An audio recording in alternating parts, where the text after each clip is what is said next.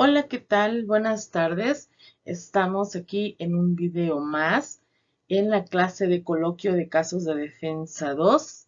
Y bueno, mi nombre es Yasmín Quiroz Flores, soy alumna del doctorado de Derechos Humanos y Litigación Oral. Vamos a ver un pequeño análisis a la recomendación 32/2018 de la Comisión Nacional de Derechos Humanos, continuando con el video que dejamos ya hace una semana. Bueno, pues acompáñenme. ¿Qué es el ombudsman? El término ombudsman es de origen sueco y significa representante, mediador, agente, guardián. Denota una persona que actúa por cuenta de otra sin tener interés personal propio en el asunto que interviene. Aquí en México el término es más conocido como el defensor del pueblo, algo así como el defensor del pueblo. Tres rasgos característicos que distinguen a las instituciones del ombudsman de otro tipo de figuras, según Donald Rowan. El 1. Ser funcionario independiente, establecido en la Constitución y que vigila la administración. Por otro lado, 2. Ocuparse de quejas específicas contra injusticias o errores administrativos. 3. Tener el poder de investigar, criticar y dar publicidad de las acciones administrativas. Los modelos del ombudsman. O sea, ¿qué modelos tienen? Recordemos que si nos vamos un poquito así como que atrás a la teoría, recordemos que existen varios modelos que manejan los autores. Tenemos el modelo clásico, el modelo ibérico, el modelo latinoamericano. El modelo clásico está constituido por un comisionado parlamentario que recibe los reclamos de los gobernados sobre la legalidad de las funciones de las autoridades administrativas para modificar su conducta a través de la persuasión. ¿Sí? Vamos a ir viendo qué figura ocupa el ombudsman a través de los diferentes modelos. El ibérico. Tenemos que en el modelo ibérico conserva las características del modelo sueco, pero incorpora la protección de los derechos humanos. O sea, como que ya va siendo como más completo. El modelo latinoamericano. ¿Qué sucede con el modelo latinoamericano? Entre los pueblos indígenas existió una figura en el imperio inca llamada Tucuyricoj o Ticuy-Ricoj, el que todo lo ve, ¿no? Quien, entre otras funciones, viajaba por las diferentes regiones del imperio, observando la forma de cómo se aplicaban las leyes y las disposiciones.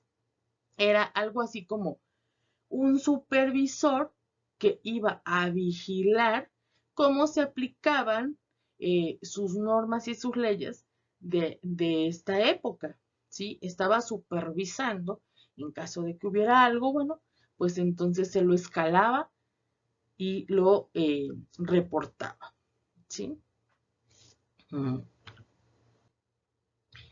En México podemos distinguir entre dos tipos de protección interna a los derechos humanos, la jurisdiccional por un lado y la no jurisdiccional por el otro. Recordemos, tenemos que la no jurisdiccional es así como que un área conciliadora que tiene la Comisión Nacional de Derechos Humanos, ¿sí? Como los medios alternativos a la solución de conflictos. Pues algo así es, ¿sí? Ahora, ¿Qué autoridades o qué instancias tenemos en la no jurisdiccional? ¿Sí?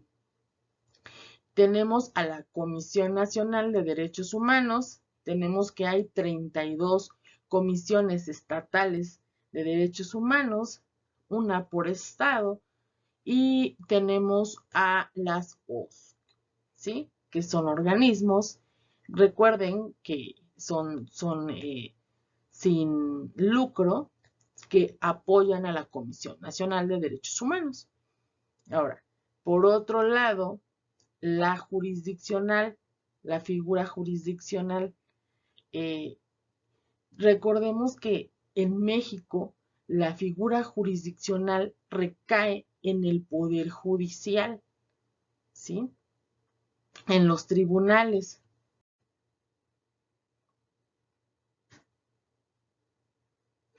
Ahora bien, la protección jurisdiccional.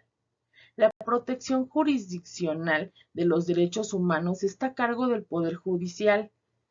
En México podemos ubicar como instrumento específico de protección jurisdiccional de los derechos humanos por excelencia al juicio de amparo, introducido en la esfera nacional de 1847 e instituyéndose como un pilar del ordenamiento jurídico mexicano. Otros medios de control constitucional que tuvieron un desarrollo posterior y que también se conocen en materia de derechos humanos es, por un lado, las controversias constitucionales y por el otro, las acciones de inconstitucionalidad. Sobre estos medios de control constitucional, conviene indicar que a través de las reformas constitucionales del año 2006 se introdujo la facultad de la Comisión Nacional de los Derechos Humanos para presentar acciones de inconstitucionalidad en contra de leyes de carácter federal, estatal y del Distrito Federal, así como de tratados internacionales celebrados por el Ejecutivo Federal y aprobados por el Senado de la República, que vulneren los derechos humanos consagrados en la Constitución, así como de los organismos estatales en contra de las leyes locales. La protección no jurisdiccional, lo que mencionábamos hace un momento. Por ende, tenemos a la solución satisfactoria y conciliación. ¿Qué significa esto? El presidente de la Comisión Nacional de Derechos Humanos o los visitadores generales o adjuntos, y en su caso, el personal técnico y profesional, se pondrán inmediatamente en contacto con la autoridad señalada como responsable para intentar lograr una conciliación entre las partes involucradas, de acuerdo con sus intereses, siempre del respeto a los derechos humanos que se consideren afectados, a fin de lograr una solución inmediata del conflicto, que es lo que les comentaba hace un momentito, la solución del conflicto a través de un medio alternativo, que es la conciliación.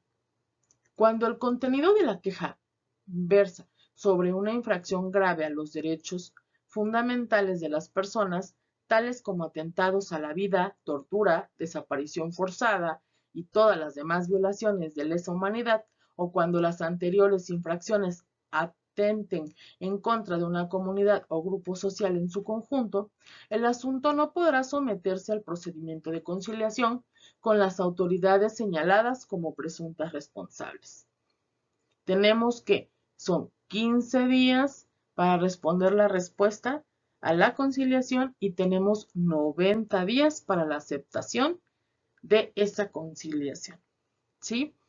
Entonces, como en todos los ámbitos, existen las excepciones a la conciliación cuando son, pues, quejas sobre delitos graves de lesa humanidad. Pasamos con la siguiente diapositiva. Recomendaciones. La formulación de la recomendación será realizada una vez concluida la investigación por el visitador adjunto, de acuerdo con los lineamientos que dicte el visitador general, el director general de la visitaduría o los respectivos directores de área, Una vez que se concluye el proyecto de recomendación por el visitador adjunto y revisado por el director del área y el director general, se presentan ante el visitador general respectivo para que se formulen todas las observaciones y consideraciones que resulten pertinentes. Cuando las modificaciones hayan sido incorporadas al texto del proyecto, el visitador general lo someterá para su análisis y discusión del colegio de visitadores. Y una vez atendidas las observaciones formuladas, se pondrá a consideración del titular de la presidencia de la Comisión Nacional. En el proyecto de recomendación se señalarán las medidas que procedan para la efectiva restitución de los afectados de los derechos fundamentales y, si procede en su caso, para la reparación de los daños y perjuicios que se hubiesen ocasionado. Las recomendaciones estarán fundamentalmente exclusivamente en la documentación y las pruebas que obren en el propio expediente, ¿sí? Una vez aprobada y suscrita la recomendación por el titular de la presidencia de la Comisión Nacional, se notificará de inmediato a la autoridad o servidor público a la que vaya dirigida, a fin de que adopte las medidas necesarias para su cumplimiento, ¿sí? Por otro lado, tenemos las acciones colectivas. ¿Qué sucede con las acciones colectivas? Resulta importante señalar que en nuestro país no existe una ley de acciones colectivas, entendiendo a esta como un solo cuerpo normativo que en forma sistematizada regule a este tipo de acciones, lo cual sería jurídicamente pues correcto, ¿sí? Ya que al haberse establecido dentro de nuestra Constitución, resulta indispensable la reglamentación de la norma. Bueno, por otro lado, tenemos que el Poder Legislativo decidió solo hacer modificaciones a algunos ordenamientos. Por ejemplo, tenemos al Código Federal de Procedimientos Civiles, a la Ley Federal de Competencia Económica, la Ley Orgánica del Poder Judicial de la Federación, por mencionar algunas.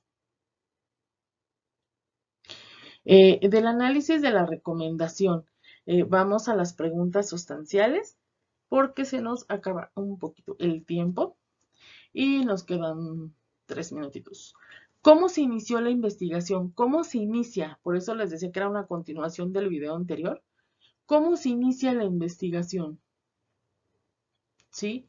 La afectación a los derechos humanos resulta aún más preocupante cuando se da contra personas que forman parte de grupos de atención prioritaria.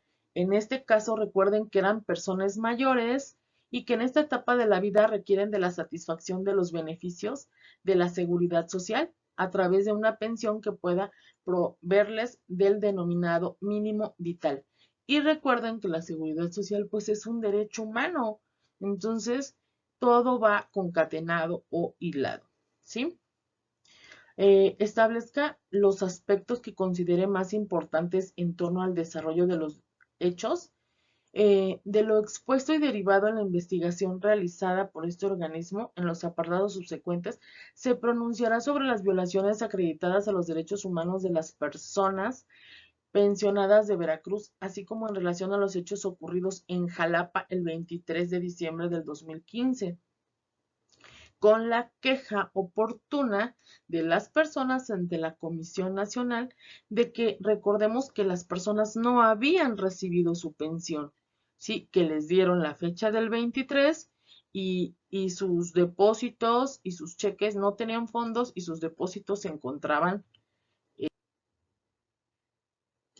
Entre las violaciones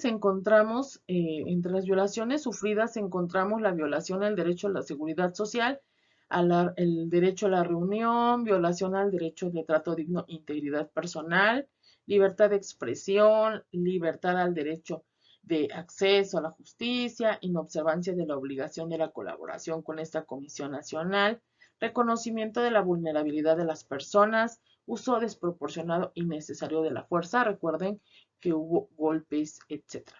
Y dentro de las autoridades responsables, bueno, tenemos al IPE, a la Secretaría de Finanzas, SSP, la Fiscalía, la Contraloría y los órganos fiscales superiores.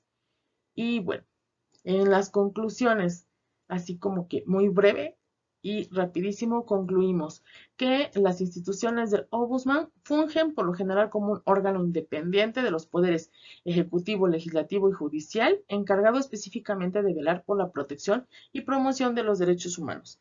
En México, la protección no jurisdiccional de los derechos humanos está a cargo de la Comisión Nacional de los Derechos Humanos y las instancias estatales que tienen fundamento en nuestra Constitución Política de los Estados Unidos Mexicanos, en su artículo 102. Y pues por mi parte es todo. Espero les haya gustado. Y bueno, gracias doctora por sus conocimientos y por compartirlo con nosotros. Muchas gracias y los veo para la próxima.